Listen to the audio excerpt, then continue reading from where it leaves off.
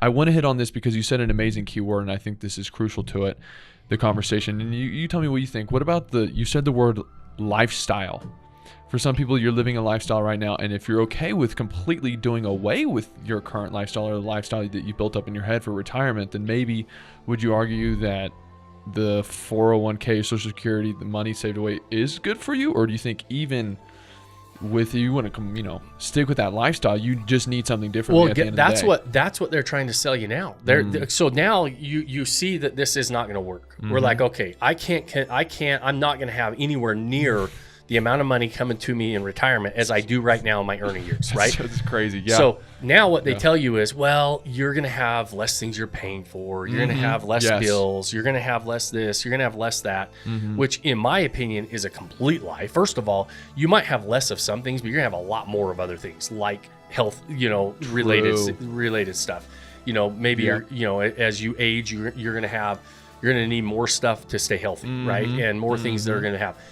Hey, listen, I plan on having grandkids and families that I want to go visit and I want to go do stuff. So my travel expenses are probably what I want is I want them to skyrocket. What I don't want to do is say, so they sell you on the fact that you're going to have less of this, this, and this, but they don't tell you, well, you're probably going to have less of this, but you're going to have a lot more of this, right? Yeah. When I retire, I don't want to just sit on my porch and not do anything. Right. And so I might have my house paid off. I might not have certain bills, but I'm going to have other things that I'm going to be doing. Yeah. And so, if you're okay, and some people are not, they might not be okay with it, but they're forced to be okay with saying, okay, I have to just, I'm on a fixed income now. Yeah. And I've got to budget this X amount of money I have every month, which is nowhere near what I had coming in my earning years, which is why a lot of retired folks are choosing to go back to work. Okay, listen, I got my retirement income coming, but I'm going to go back to work just to have the same type of money coming in that I had or somewhere close to supplement what I had during my earning years, because they start to realize, oh, you know what? I don't want to stop spending money. I don't want to stop doing stuff, right? Which I can't tell you how many, and we've all heard it from financial advisors and everybody else saying, oh no, you're okay. You're going to be fine running down this road because you're going to have less of this. You're not going to be paying for that. And you're not going to need to do this.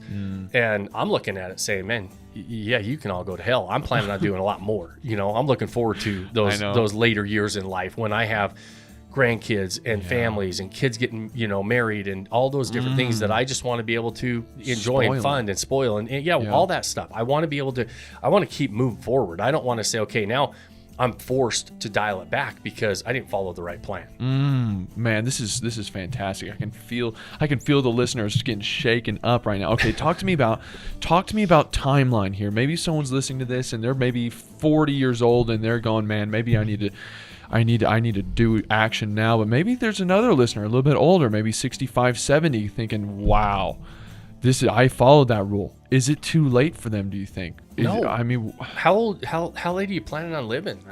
You're let's say you're 65. You're ready to retire and you're like, man, I'm sitting on $300,000 in my retirement account.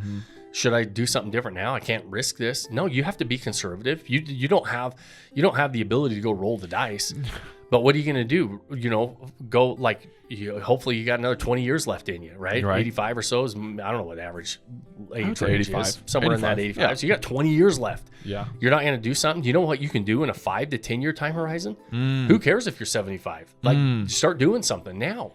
The younger you are, the better, right? You get into your really early years, 20s and 30s, you might not have the buying power and you might not have the income as somebody maybe later on in their life. But what you have is is a massive advantage is time. Time is on your side, right? Because you can start compounding way earlier than that person that is 65. And so you don't have to have nearly as much in play, especially in the beginning. Because it's going to compound. And so you have time on your side. Maybe not, the other person might have lump sums on their side to be able to put into something. Right. And so is it too late? No, it's never too late. What is the plan? What's the alternative? Right. And so, you know. Yeah, what's your other option, man? What are your other options, right? Your only argument, and which is, I sort of I buy into this because I was this person for a long time, is you see the younger crowd nowhere near as interested in what we're doing. It's too long. It's a longer term process, right? They're way more attracted to crypto. They're way more Right. attracted to day trading. They're just like, they're really chasing these really more risky, volatile type markets. And I mean, that's okay. They can, because if it's more risky, it's more volatile, they have chances for bigger upswings, but they have bigger chances for big risks, right? Or big losses. And so if those losses come, they also have time on their side to recover from. Right. Yeah. But I believe like slow and steady wins the race. And so what you're trying to do with short-term rentals specifically, you kind of get the best of both worlds. You can have some big wins, but it is still a long-term investment. It is something that we're really compounding, and especially those people that are in their peak earning years, where they're paying or making a decent amount of money, they're paying a decent amount of taxes. That is a massive lever to be able to accelerate your progress. We hit it on the front of the top end of this episode with short-term rental loophole. So there are things about this asset class that are probably more attractive to those people that are in their peak earning years, paying a lot in taxes, have the ability to go buy quality assets in quality areas, but don't need those massive wins today. And they're allowing to run for 3, 5, 10 years to build something that is way bigger and way better than what they're doing with their regular contributions to their 401k.